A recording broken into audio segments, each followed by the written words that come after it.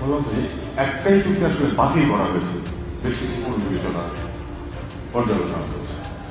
এটা আমার মনে হয় যেসব আলোচনা চলছে এগুলি সম্বন্ধে আপনারা মোটামুটি জানেন।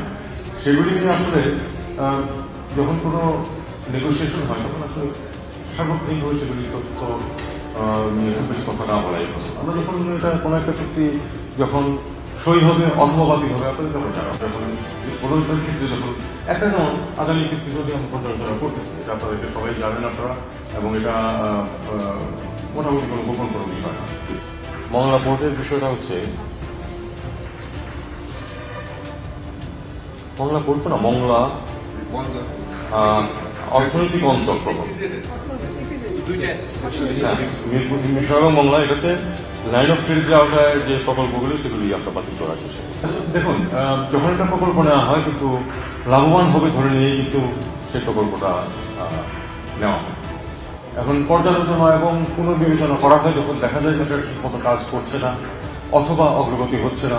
যেমন অনেক ক্ষেত্রে আমাদের লাইন অফ ক্রেডিট যেগুলি এসেছিল, আপনারা জানেন যে দীর্ঘ সময়েও দেখা যায় যে একটা লাইন অফ ক্রেডিট এসেছে সেটাকে আমরা ইউটিলাইজ করতে পারছি, কারণ শর্তাবলী এমন যে দেশ লাইন অফ ক্রেডিট দেয় সেটা শুধু ভারত না, অন্যান্য দেশও তাদের স্বার্থ সামনে রেখেই দেয়।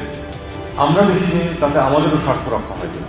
আসলে তো পারস্পরিক স্বার্থ বিবেচনাই তো প্রকল্প নেওয়া হয়। অনেক ক্ষেত্রে ভারতের ক্ষেত্রে আমরা দেখেছি কোনো কোনো ক্ষেত্রে যে যেসব শর্তাবলী আসে, বিশেষ করে ওই প্রকিউরমেন্টের যে শর্তাবলী আসে সেটা অনেক ক্ষেত্রেই বাস্তবসম্মত হয় না, তখন আমরা সেটাতে পিছিয়ে যাওয়ার চেষ্টা করি বা এগোই না।